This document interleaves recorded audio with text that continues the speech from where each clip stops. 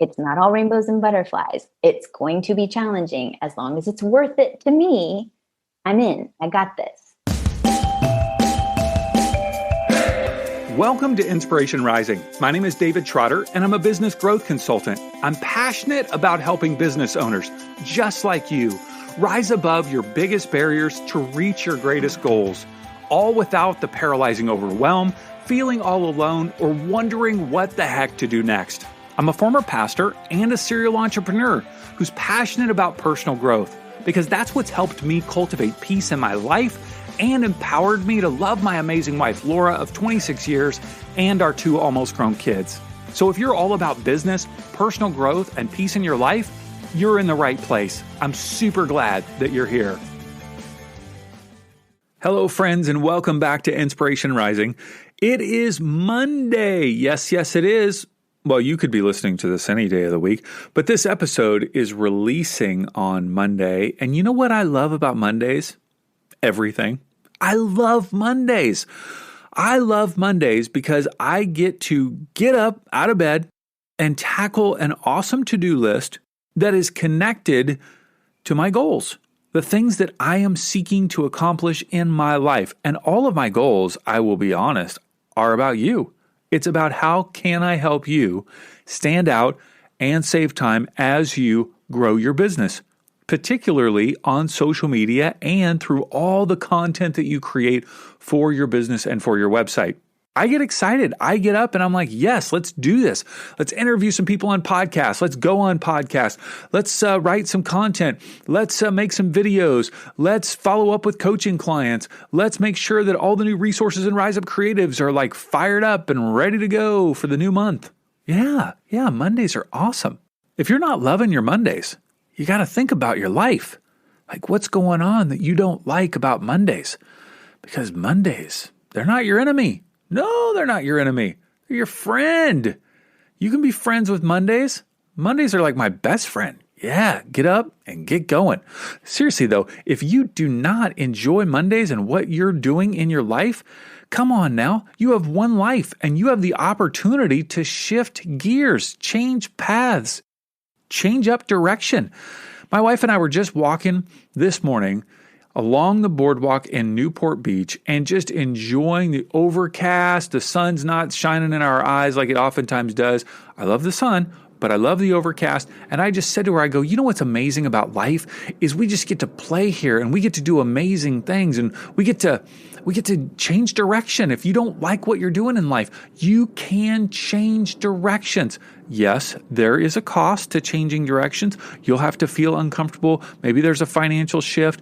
Maybe people get a little ruffled in the feathers, but you can do it. So if you're not loving your Mondays, I'm just telling you, come on now, change up the direction of your life. Now, today we've got a story of someone who did just that. Now, I'm not saying she didn't like Mondays.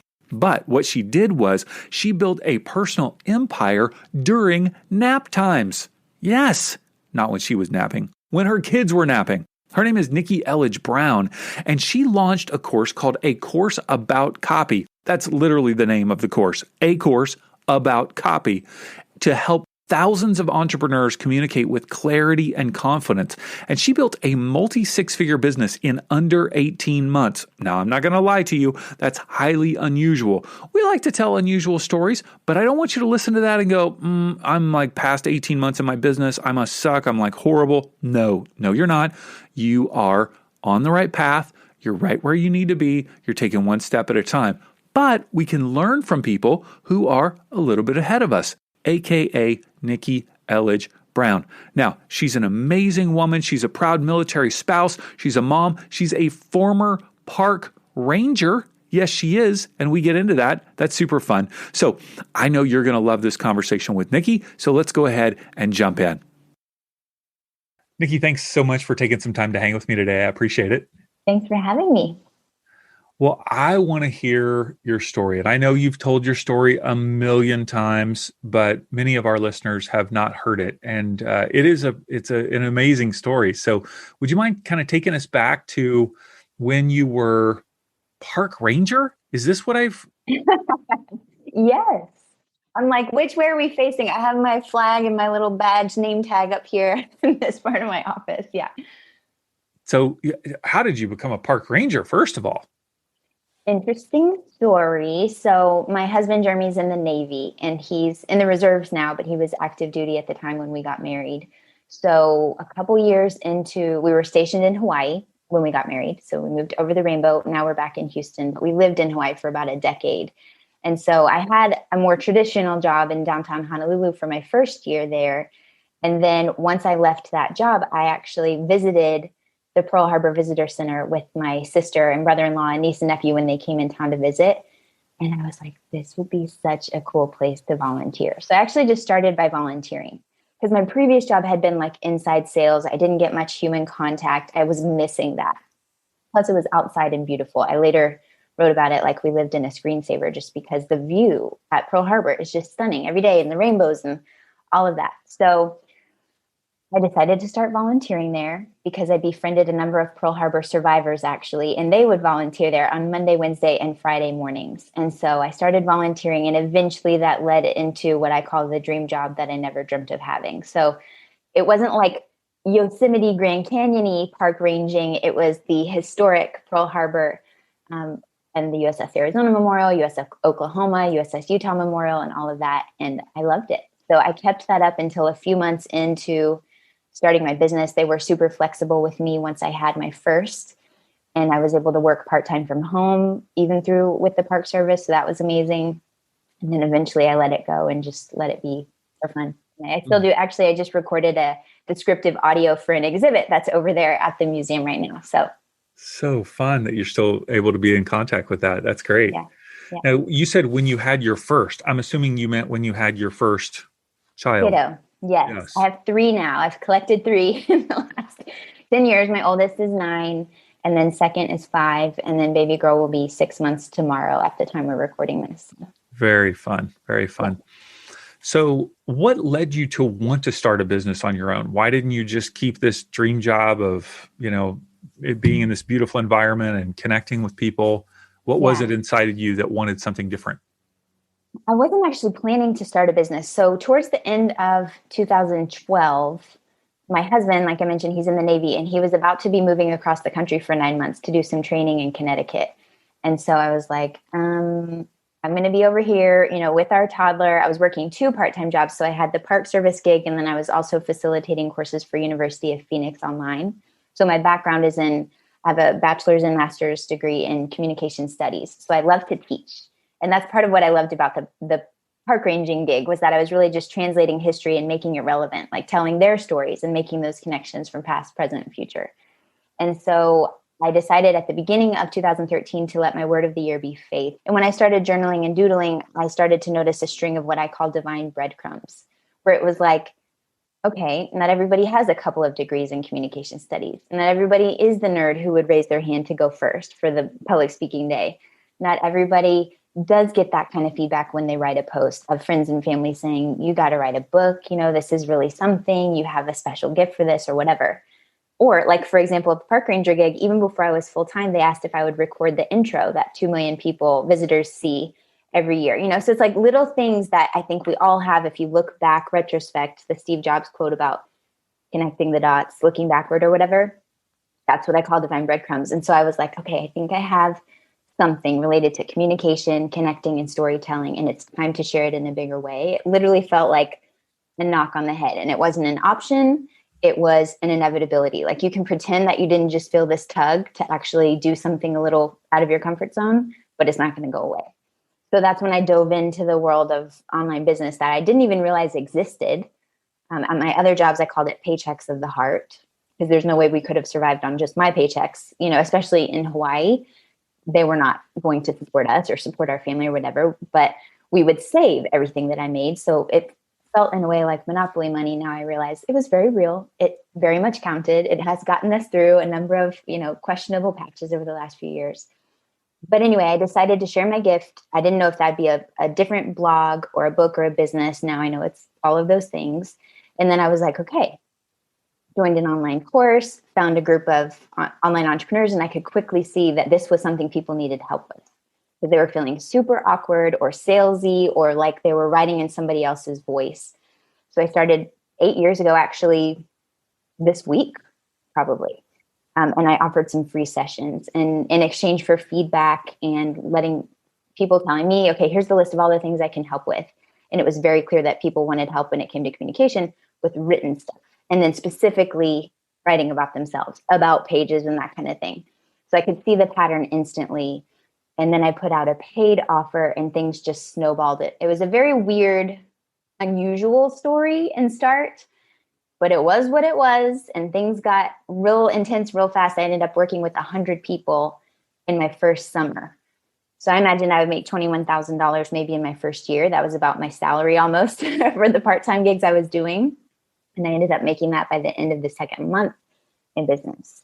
So that just blew my mind. Like, I just didn't even realize that was possible. But that was how I got started. I wasn't setting out like, I really want to start a business. What's it going to be? It was, I have a gift that isn't everybody's gift. How can I share it in a different way? And then we were off to the races. What was your husband thinking and saying during this whole process when you're all of a sudden have this influx of cash? Yeah. I mean, he was working a lot on the submarine. So he was like, great, cool. Okay. Wow. We just both, like, PayPal froze my account because it seemed scammy. Second month, it was like, you're going from zero to like, what's your business? Can you please explain a little bit more context or whatever? But, he was like, okay, great. Keep it going. Great job, mommy. My little one was a toddler at the time. So he was in daycare 2 days. He was at an in-home daycare 2 days a week at that time. So then we bumped it up to 3, because with those free sessions, I would do like 7 in a day. And so, yeah, it was just all hands on deck, because then I had so many sessions booked up for those first few months that it was like, okay, everybody needs to know, okay, here's our schedule. This is when I'm going to be doing these calls. So if he's not in daycare and you're actually home, then this is how we need to work it out. But we just had to be flexible as we could, at least in those first few months. And then he left, to go to Connecticut. So that's when I wasn't able to do as many one-on-ones, which is what led me to then turn it into a course toward the end of my first year. In the beginning, you're saying you offered free consultations.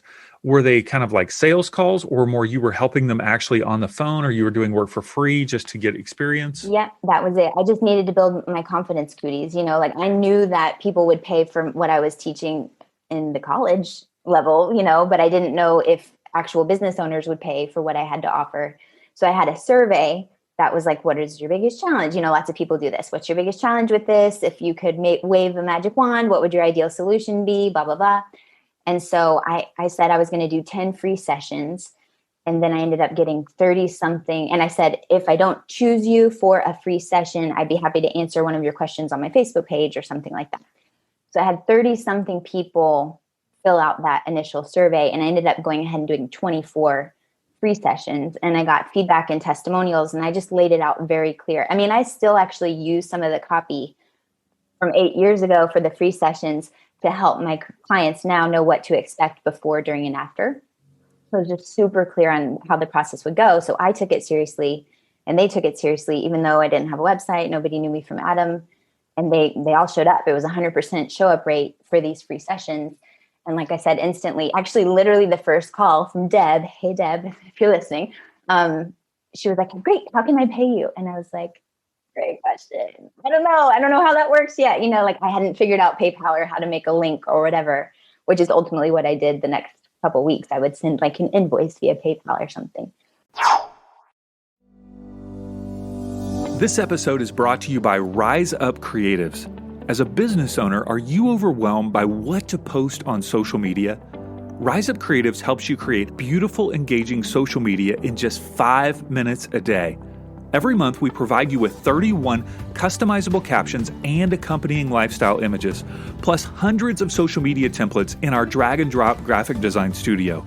For only $25 a month, you'll start standing out to your ideal client, increasing engagement, and saving loads of time in the process. Sign up today at riseupcreatives.com. That's riseupcreatives.com. And so, so many people that are listening are starting their business or in the middle of it and maybe feel like a bit of a grind, a bit of a struggle, and they hear you and, they probably have some serious hatred toward you. Just to be honest. Yeah. I get it. Yeah. What would you attribute that incredible success, like right from the very beginning. And Yeah. we haven't even gotten into tremendous success that you've had. But what would you attribute that to? Yeah. Well, first, I would like to say, that everybody by now has seen the cartoon or the graph where it's like what you think entrepreneurship is going to look Sure. like and then what it actually looks like. So I'll let you know, spoiler alert, I ended up creating my own squiggle season. Well, so I get it. I get it at a deep embodied cellular level now. This whole like, wait, who am I? What do I want to offer? Who am I talking to? Like, I get it now. But I did it in reverse, where at the beginning, everything did take off so quickly. I attribute it to a number of things. One, it was a perfect storm of me modeling what I was offering. So I was writing and communicating with people in Facebook groups, for example, or through emails and blog posts. I didn't have the blog yet, but through emails or whatever, I would have them subscribe and then share whatever blog posts through emails. And so I was modeling writing like I speak. So the fact that people could see, oh, wow, I feel like I can hear her as I'm reading this. And I've never even heard her voice. I didn't have a video online except for the park ranger one, which had nothing to do with anything. So I feel like people could see the proof was in the pudding. Like, oh, if she can write like she speaks, then maybe she can help me. Or if she can help me feel like I already know her and I've never even heard her voice, then maybe she can help me create that with my clients. So I think that was part of it. Showing up and being of service. Also, it was 2013, which was like, light years ago or whatever in terms of internet time. So it wasn't as saturated. So I also think there was a timing issue with 2013.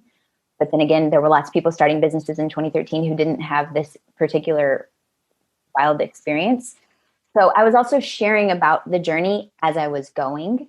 And so again, lots of people do that now as a strategy. It was just genuine and heartfelt, like, oh my goodness, what is happening? 500 people have signed up just to hear about what the offer is. What is happening? So it was just a perfect storm of all of those elements. I could clearly see the need. I was very inspired and I wasn't doing it for the money, which I've flipped that on multiple occasions. And I promise everyone listening, that works a lot better when you're inspired and you're doing it because it's something you feel pulled to do rather than you're trying to reverse engineer and make it work just because like you're trying to get this outcome. So I think that was also a huge part of it. I'm big on energy and intuition pairing with common sense and logic and all of that as well. So I think all of those things together led to that. But I also just feel like sometimes wild things happen and it's just for the sake of it being the story. I don't know. It was just meant to be part of my story. Just like the squiggle season that I've created over the last few years is also meant to be part of the story. So after you started recognizing, okay, I could turn this into a course and reach more people, what was that course and how did you get it out to the world? Yeah. So I knew that once Jeremy was leaving and we'd be traveling more, we'd be in Texas and we would go see him in Connecticut and all of that, that I just straight up wouldn't have the time and ability to be able to do the one-on-one calls. And also, like I said, I have a background in teaching. So I would teach at the community college and then I was teaching through online universities. So I created college courses from scratch, but I had never created for this crowd. So I resisted it for a while. Like I was afraid once I could slow down, because I also once I could go, I was really great about getting feedback, first of all, and testimonials are ridiculously powerful. I had 70 something testimonials. I'm like, no one would read all of that. My mom wouldn't even read all of that. So just the sheer amount of social proof also fed into that vortex of momentum as well. So that's a sidebar. But with the course, I knew if I wanted to keep helping people, then it needed to be like I could pull the best stuff out of my brain, streamline it, and help them regardless of what we were doing, whether we were sleeping or on a plane or playing, Play-Doh or whatever. And so I created it in a very short span of time. I launched it at the end of January, the beginning of February 2014, so about 7 years ago. And it was like I did some emails and I did some videos, the kind of traditional pre-launch and I had about 1,200 people on my email list that had signed up during that launch period to hear about it. And then I had 50 people join, which again, that is unusual for a first launch of a course, but they were amazing. The founding class, it was called A Course About Copy. And I at first thought, I don't know, what's the course going to be about? Is it communication in general? What is it? And then I remembered, ideally, there's a very clear objective for your course so that people can know if they've met that objective and move forward. So I decided to make it specifically about writing copy for their websites, mostly service-based entrepreneurs, because that was my experience. So it was about writing your site in a way that would attract the right people, build meaningful connection with them, and make it easy for them to decide if they want to do business with you. And so it was literally just step-by-step recipes, kind of like bumper guardrails, where I show up and hold the structure and then you pour your voice in, because it's not about writing like me, it's about writing like you, helping the right people hear you before they hire you. So that was the birth of A Course About Copy in early 2014. And it didn't just stay with 50 people, though. No, over the years, I think we had over 700, 600 or 700 people join it over the course of the years that I was sharing it. Yeah. Mm-hmm. Now, you have mentioned kind of a squiggly line period. Yeah. At what point did it go from kind of skyrocketing to squiggly? Yeah. So my income in the early years was from my course, and then also a few affiliate promotions that I would do with courses that I believed in and that I knew that my audience would get great value from. So that was the pair of it. And then towards the end of 2015, that's when my second little guy was born, Diki, at the end of 2015. And after that, there was just a big value shift. I talk about it in the book I've yet to self-publish, but I've talked about it in my podcast too, where he was just a few weeks old. We were at Aulani, which is the Disney resort on the west side of Oahu, and my parents were there, and Jeremy was about to leave again for another half deployment. And we were talking about how my oldest, Bryson, was going to be 5 later that year. And I just burst into tears. Like it just hit me, like it just washed over me that these are the years, like these are the years if he does traditional school, which again, now 2021, we're actually remixing all of that. But in theory, those preschool years, even though he would go to preschool, he wasn't home all the time. I just felt like this isn't it. This isn't how I want to be showing up. I just had so much mom guilt at that moment, which I've healed and worked on. And my process has been very internal over the last few years. But I had so much mom guilt in that moment. I was like, this isn't how I want to be showing up. And I'm at this point, again, looking backwards, it's easy to see. I am so grateful for the version of me that grew the business as quickly and as rapidly as I did in those first few years, because we wouldn't be in this position now where my husband is home as much as he wants to be if I hadn't done that. Like we decided to opt out of active duty.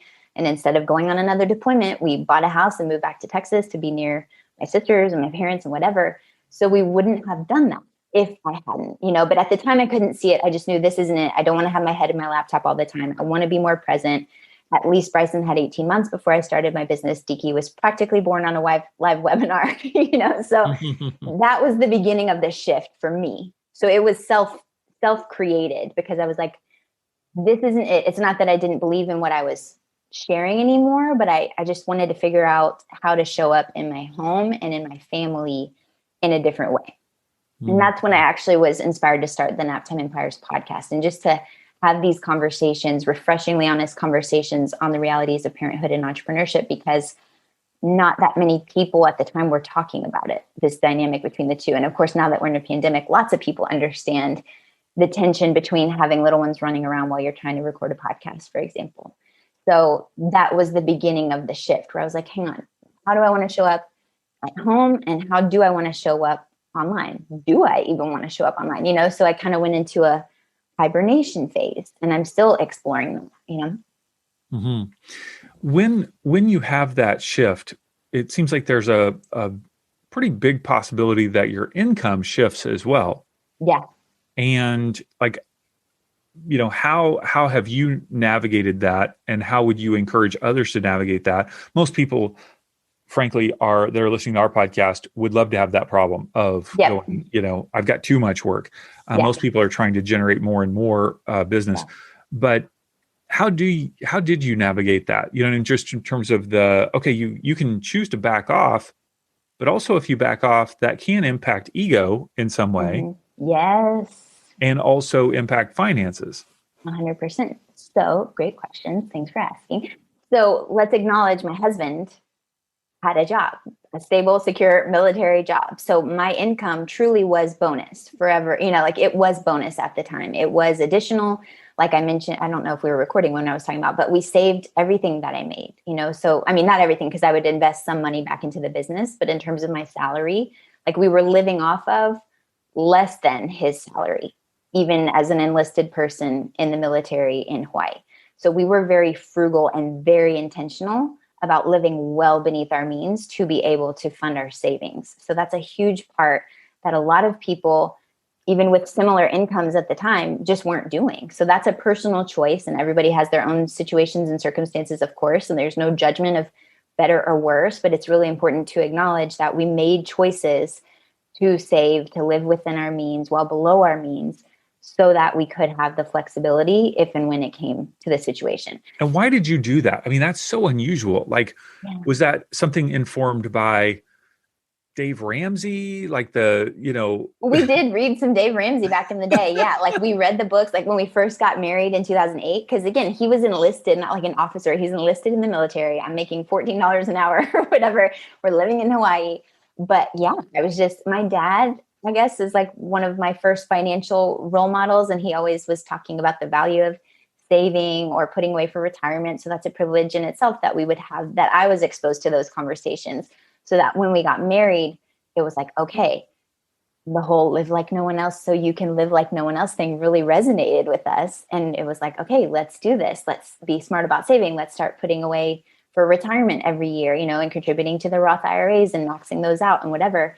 And so we have stuck with that. But my, what was I going to say? Oh, right. So income wise, I was still making great money. For example, that year, that first big transition year, I was making a lot, but it was so much less profitable that year because I was trying to spend my way into clarity. I hired so many people. I joke that it was like an orthodontist office. Like I had so many retainers up in here that it was like, oh, yours is $2,000 a month. Oh, your rate is 2,000. Okay, sure. Yeah, everybody. And that ate into my profit and our bottom line a lot. Whereas the previous year had been like 50% net profit. And then that next year was maybe, I can't do the math that fast, but it was a lot less. It was a fraction of it. And so that's one thing that I would say, the value in having somebody who can walk through these emotional ups and downs of entrepreneurship with you as a coach, a therapist, even great friends, because at the time it was a huge identity crisis for me. Because I had, at first, like I said, I didn't start my business to make a bunch of money. But as soon as I did, this is the drawback to that quick success. You have this expectation. If I'm not making $1 million next week, I'm a failure, or maybe I'll speak for myself, but that's how I was feeling. Like if I don't continue to grow at this rate, everybody's watching now. Not everybody, of course, this teeny tiny pocket of the internet, but I felt like, okay, now we've got this expectation of me. Now the bar is set. Now, if my business doesn't reach this, then it doesn't mean anything. Now my worth is attached to my revenue numbers. Like all of these things that so many people deal with, whether they consciously realize it yet or not. So that was a B to be unraveling that over the last few years to realize like I'm still worthy, even if my business is not making much or any money at the moment. Like I'm still worthy as a person, no matter what my revenue and profit and loss statement reflects. And that's been a huge lesson that I've had to learn and embody so that I can help my clients embody that as well, because my clients are really high performing humans who can do a lot of amazing things. But do they really want to? This whole one precious life, is that really how they want to be showing up? Is there another way? And it can feel really scary because there's a lot of FOMO once you've set that precedent for yourself. But it's possible to step away and not die from it. So that's what I'm trying to prove. Yeah. And how have you navigated that? You're like, oh, I've done the work. I'm still worthy. I mean, is this therapy? Is it spirituality? Is it faith? Is it ayahuasca? Is it, No, not quite. Not quite. So great friends. I call my friends my cabinet of friendtors. So there's that. I love a good intuitive reading, psychic readings. I also have really gotten into the work of John DeMartini. So I'm a facilitator for his DeMartini method, which is really cool too, which is just about, like, he has a whole program called Where's My Billion, which is just the theory that we all have $1 billion in assets. It's just stored in our highest values. So we may not be monetizing it. You may have all these ideas, but you're not actually monetizing them. You may have such high value on your family, on your kids, on your partner. No one could pay you $1 billion to take your youngest, or whatever. So it's like just about honoring and valuing who you are and what you value in a given season. So knowing that once I do value making more money, then I will. And also knowing that there are trade-offs, that making more money doesn't make you a happier person necessarily, like all of those things, and just understanding both sides has been a game changer. Hmm. Do you ever feel like, did you ever wrestle with, or still wrestle with, the Yeah, idea that if you take a break, so to speak, which it sounds like, you've pulled back in terms of that yeah, intensity, that you'll lose your edge and you won't have it when you return again? totally. Yeah. And I actually have a number. I mean, it's like a theme in my podcast of like the pregnant pause. It's okay to take a break. Slow the F down. What's the rush? Like, this is a theme for sure. Because I think this is just how it is. I imagine most entrepreneurs deal with this because the nature of being an entrepreneur and starting a business and putting yourself out there to be able to determine your own future to some degree, I feel like all of us are probably going to face that at some point. And that's why it's important, like I said, to have nurture, establish friendships who can hold up the mirror. There's that beautiful lyric, and I can't remember who actually wrote it, but basically about like great friends who can sing the lyrics back when you've forgotten, to your own song or something. I totally butchered it. But it's really important because I have friends that have 7, 8 plus figure businesses and they're still hanging out with me. Like it doesn't matter. It's not impacting the real friendships. I would call them relationships, like REAL. Certain people will fall off, and then okay, those people were more just kind of trying to ride the halo effect. If I was showing up and having some flashy outside success or whatever, but the real people who you actually want to do life with, they're going to love you regardless, and then you're going to help pick them up when they're questioning themselves and going through that. But yeah, I absolutely still go through it. That's why I need to surround myself. I mean, that's why we are social creatures, right? So we can remind each other, like, dude, it's not a big deal. And this is what you valued at this moment. Like me, completing our family and having this little girl and being with her as my final baby. Like, I feel so grateful that I have the presence of mind to know this is it. This is our last run. I get tired for sure. And it's not always fun to wake up and feed her at 3 a.m. But I also know, cue all the country songs, it won't be like this for long. I know that it's going to pass in a blink. And so I'm grateful that I can be like, okay, one, that we saved and invested and that we financially have the flexibility to where I don't have to be doing things that I don't necessarily want to do. And two, just to be able to enjoy it and know that this is what I value right now. And that's okay. And so again, I'm doing all of this and seeing how me going through it is helping me help my clients go through it in their own form. Some do and don't even have kids, but they have grandparents that they're taking care of, or hobbies or teams that they're responsible for. And so there's just so much tangled into it. Yeah. I think, what do they say? The days are long and the years are short. Yeah, exactly. Yeah. Which is like, oh, I know. In the middle of those days, it's like, I get it. Yeah. But it is really true. Just one little scroll back through the camera roll really highlights how true that is. How even just 6 months ago, they looked totally different. So, yeah. Well, my wife and I, we have 2 kids that are 21 and 18. And, they were little babies just yesterday. So it goes fast, very fast. Yep. Yeah. And now they're about, they got 1 foot out the door. Right. I'm like, Bryson, what did I say? I said 9 years. Maybe I said 10 years. He was like, 9 years. And I'm like, oh, rush me.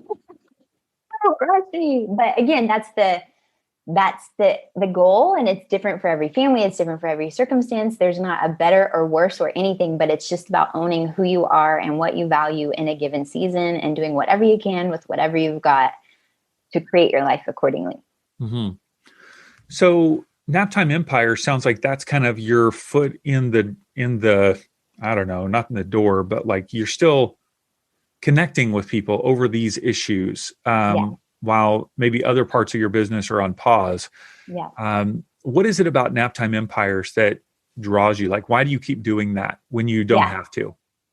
Well, it's interesting. So I officially launched the podcast in 2017, and then I've just kind of sporadically released episodes and again, just go on a pause whenever I need to do, and then come back and call it a new season or whatever.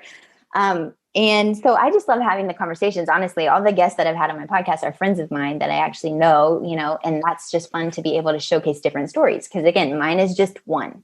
It is a very, very specific perspective that I have. So I love to be able to pass the mic and create what I call a potluck of ideas so that people can come to the podcast and take what works for them, skip over what doesn't, double up on what they're really enjoying or what they can really connect to or relate to.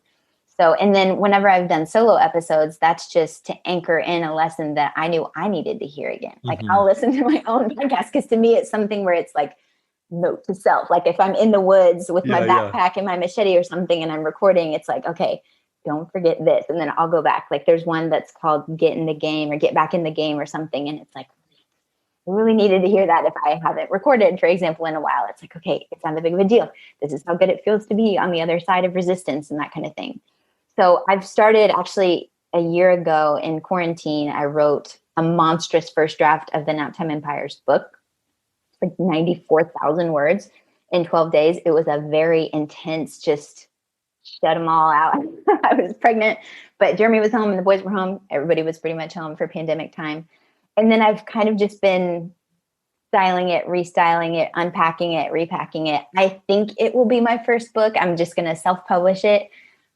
But I don't know. I might, I don't know what I'm going to do with it, but I do have a book in mind for Naptime Empires to put it into book form and just kind of share.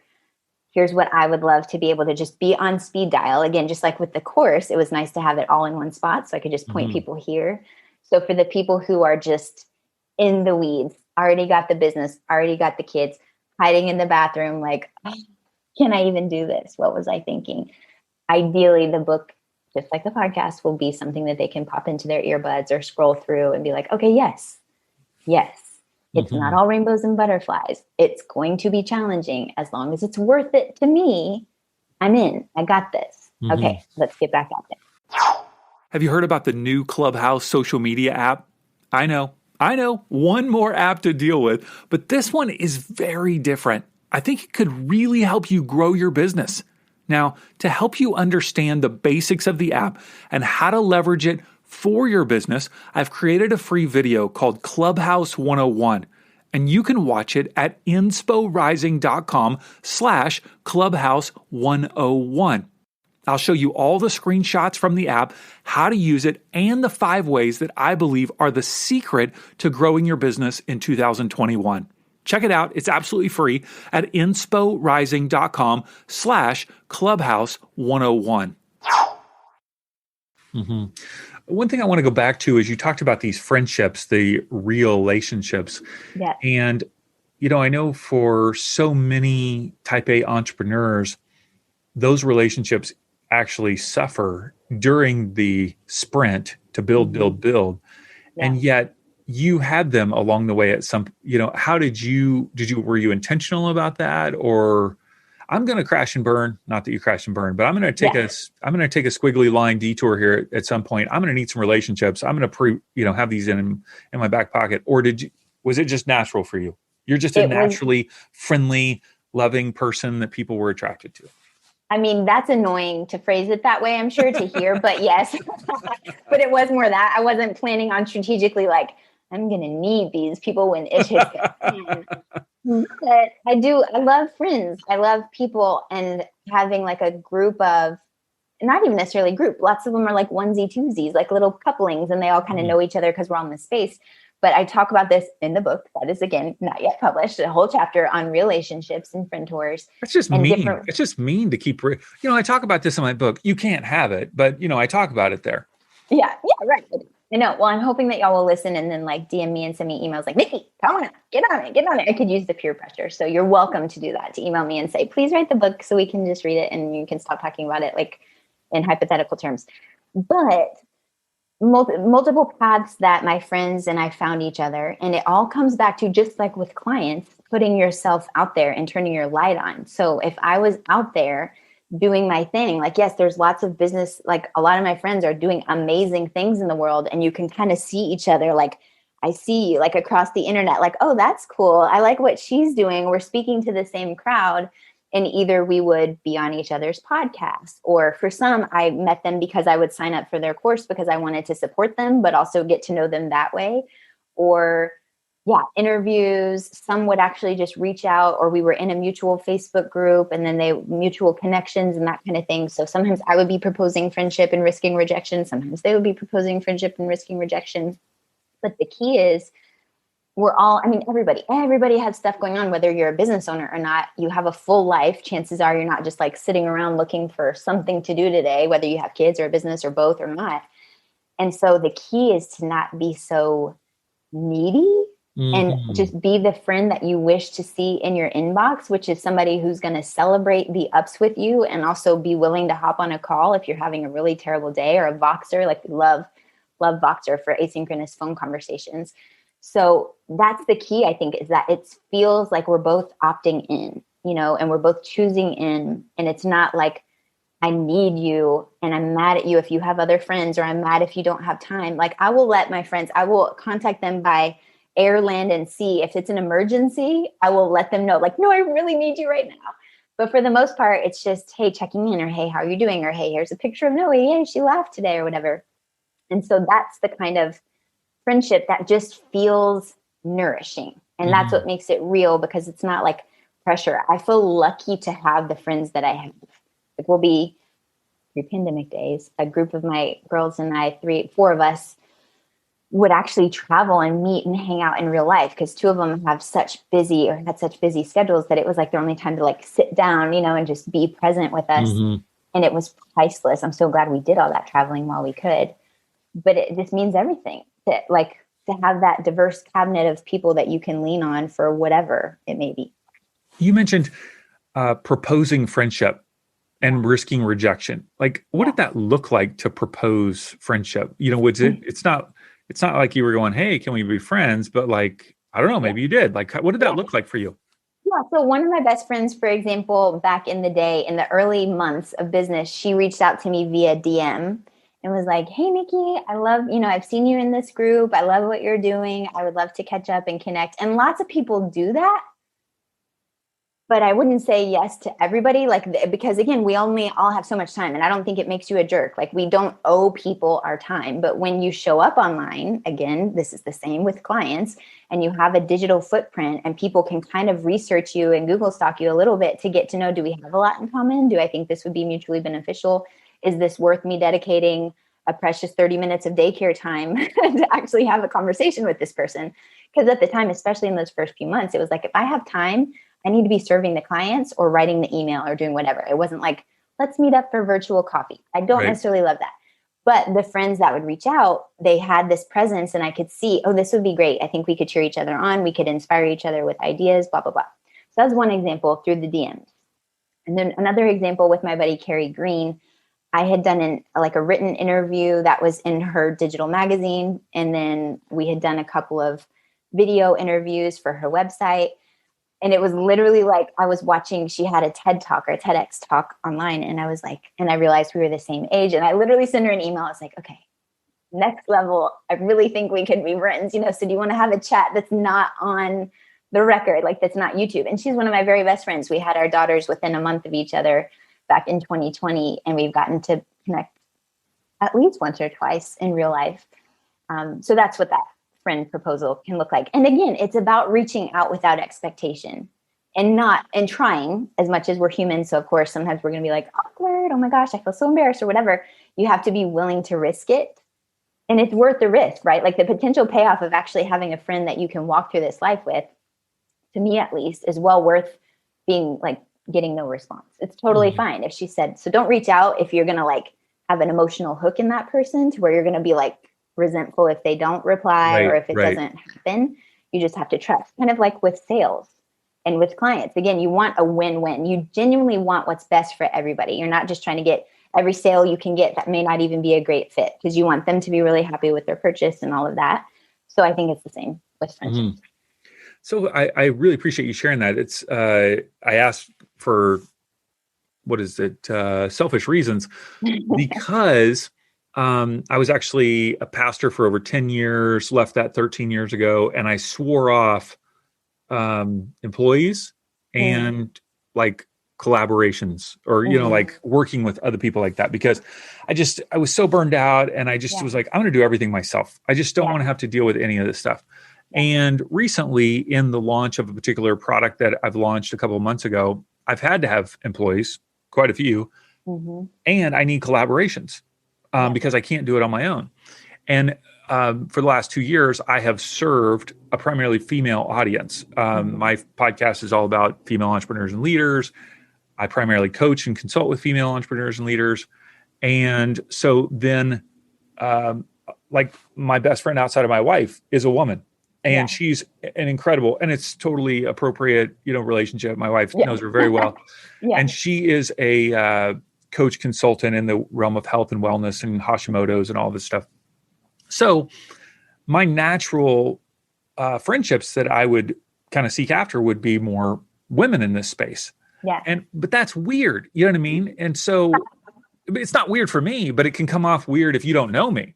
Yeah. Well, then you just acknowledge that. Like, I get it. This probably seems weird.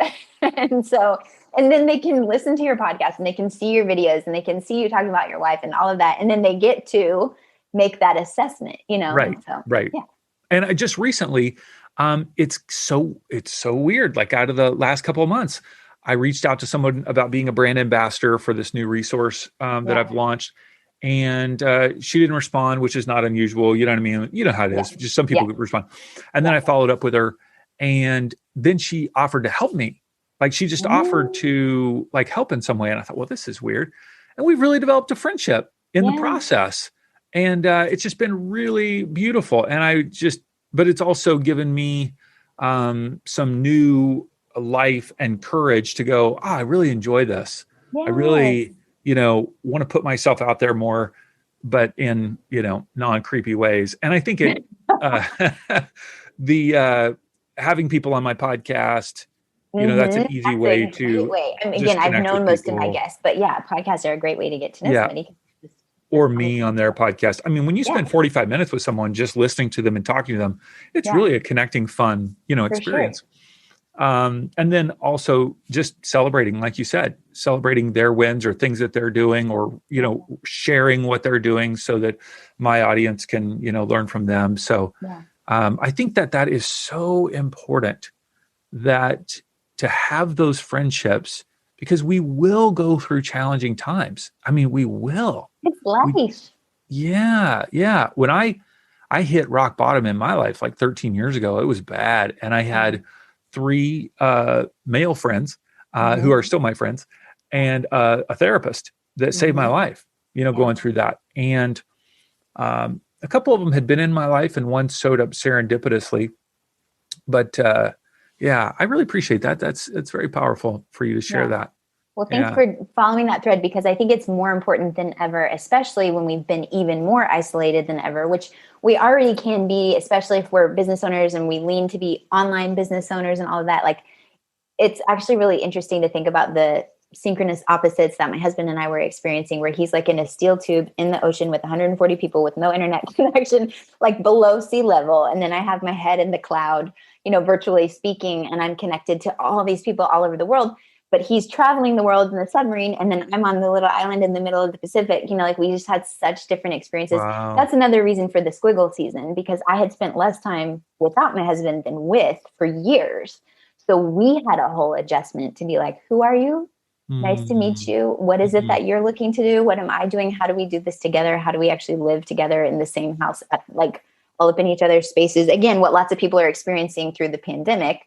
This is something that we were experiencing, years ago, to figure out and navigate all of that. And so it's like, it's just priceless, whether it's in-person connection. And if virtual is all you've got right now, again, that is the case for most people currently, it can absolutely, like some of my very best friends, I have actually yet to meet in person. Like, one of my very best friends that knows me probably better than 99.9% of humans, I've actually yet to meet her in real life, in person. Wow. So there is so much possibility in virtual, air quotes, virtual friendships. They can be real, and it's just the icing on the cake when you actually get to squeeze them in real life sometimes. Yeah. Well, and especially for online business owners, oftentimes you don't know people locally that are online business owners for whatever reason. Yeah. And people don't understand, they're like, what do you do? What? They don't get it. Right. So the only people that really can understand are people that are halfway across the United States. So yeah, it's a thrill. Like, I recently found a professional organizer over here. We bought an RV after we had the baby, blah, blah, blah. And I'm like, I can't be in here unless we've got this thing organized and it feels homey. And I was so excited to see her because she's got like an Instagram presence and whatever. And I'm like, this is so cool. Or someone who is a friend now that I hired years ago through Thumbtack, the website where you can find like local service providers.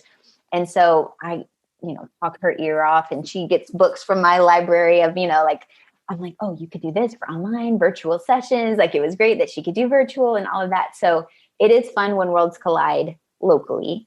But in the meantime, virtual distance friendships, like having the friends that live in your phone, can be super powerful as well. Awesome. NaptimeEmpires.com is your podcast. So we encourage people to check that out. Of course, they can find that on all the podcast platforms as well. And your website, Nikki Elledge Brown, we'll have that in our show notes, as well as all your social media links. So, Nikki, thank you so much for taking time to hang. I really appreciate it. Same. Hey, congrats on listening to another episode of Inspiration Rising. Why congrats? Because you're pouring education and inspiration into your mind and heart. And that's something we all need if we're going to grow our businesses and reach our goals in life. Now, if you enjoy Inspiration Rising, do us a favor, share it with a friend. Take a screenshot of your favorite episode and text it to them. Tell them to search for Inspiration Rising on their favorite podcast app and click subscribe. And if you haven't already, be sure to sign up for Inspo Text. That's our daily inspirational text messages. Just text me right now at 949-401-6090. That's 949-401-6090. Just say, hey, Dave, what's up? You'll get an automated reply with a link where you can add yourself as a contact. And of course, you can always unsubscribe. I want you to know today that you're inspired, empowered, and loved. Not because of the way you feel or what anyone else says about you, but because that's your true identity.